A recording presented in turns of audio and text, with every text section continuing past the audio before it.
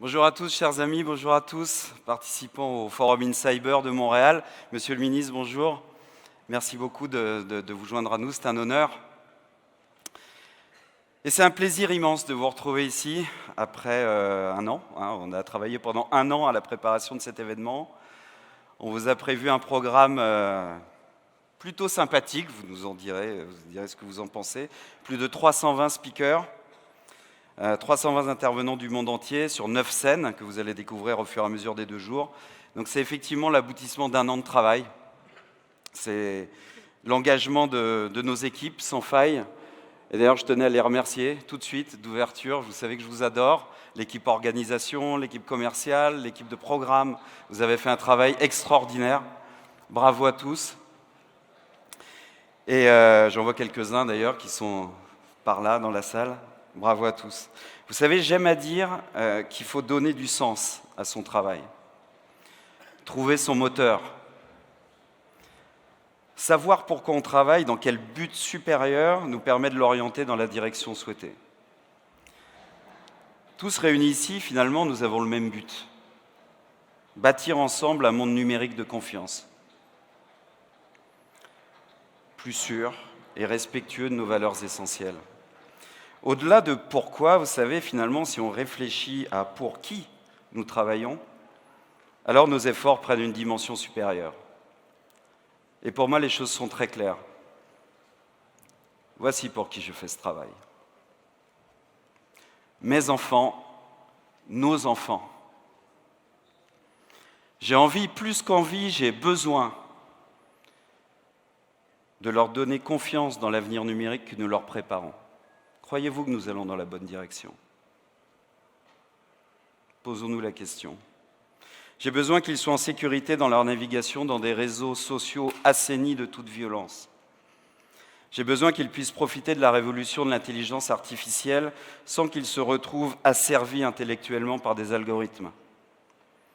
J'ai besoin que les services essentiels dont ils ont besoin pour leur vie soient résilients aux attaques informatiques.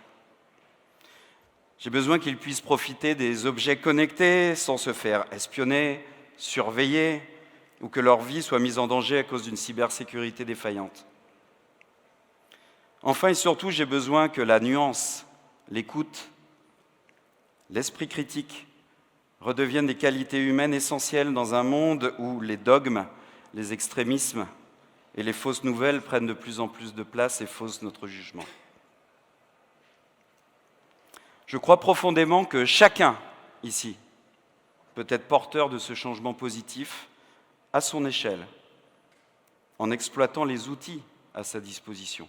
Finalement, mon outil, c'est quoi? C'est le Forum InCyber. C'est ça mon outil.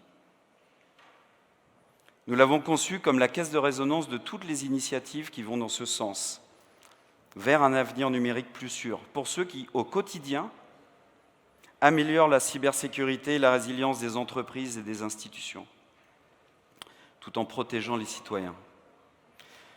Pour eux, pour leur construire un avenir meilleur. Nous avons conçu notre programme de conférence pour cela.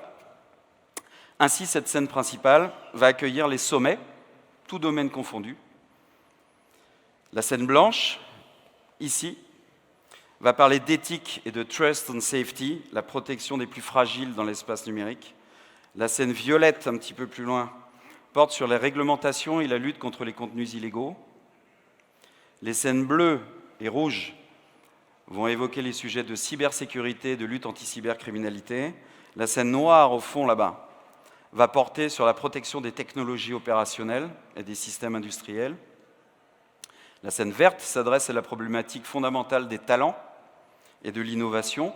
Et enfin, notre Pitch Lab vous permettra de découvrir les innovations de nos partenaires et, plus haut, le Hacking Lab, de prendre conscience des réalités de la force des attaquants. Pour les plus jeunes, nous avons également lancé l'initiative Futur Talent en partenariat avec l'association Cybercap.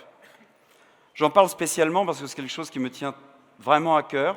Et vous allez retrouver à l'extérieur du Palais des Congrès ici, enfin juste à l'extérieur du forum, sur votre gauche, 500 élèves de la région de Montréal, de 12 à 15 ans, qui vont avoir un workshop de 2 heures chacun pour se sensibiliser à la cybersécurité et aux risques numériques. N'hésitez pas à aller les voir, les enfants. Alors, ils ne pourront pas rentrer dans le salon, évidemment, mais allez les voir et regardez pour leur donner finalement l'envie de cyber. C'est très, très important. Et n'oubliez pas d'ailleurs d'acheter votre gourde InCyber. Si vous avez soif, achetez-la, parce que tous les bénéfices seront reversés au profit des enfants et de l'association CyberCap. Enfin, tout le monde en a conscience, il n'y a pas assez de femmes dans la cybersécurité. On peut juste en parler, mais on peut aussi agir. Et nous agissons. Nous avons offert 60 cartes blanches à des femmes emblématiques de la cybersécurité, qui sont de véritables sources d'inspiration et qui vont donner l'envie de cyber à toutes les jeunes filles qui se demandent encore si nos métiers sont faits pour elles. Un grand merci, mesdames. Vous allez éclairer notre événement de votre magnifique lumière. J'en terminerai là et je tiens à vous réexprimer ma profonde gratitude. Vous êtes ici chez vous. Je vous encourage à profiter pleinement de l'événement, partager, donner, recevoir et ensemble remettre l'humain et ses valeurs fondamentales, l'écoute, le respect, l'entraide, la nuance et l'éthique au cœur de la transformation numérique. À présent, je vais quitter la scène pour céder la parole à Béatrice, notre maîtresse de cérémonie, qui vous présentera notre mentor, notre guide, le capitaine éternel de notre navire, celui qui ouvre la voie et l'éclaire, le général Marc Watin-Houard. Merci à tous.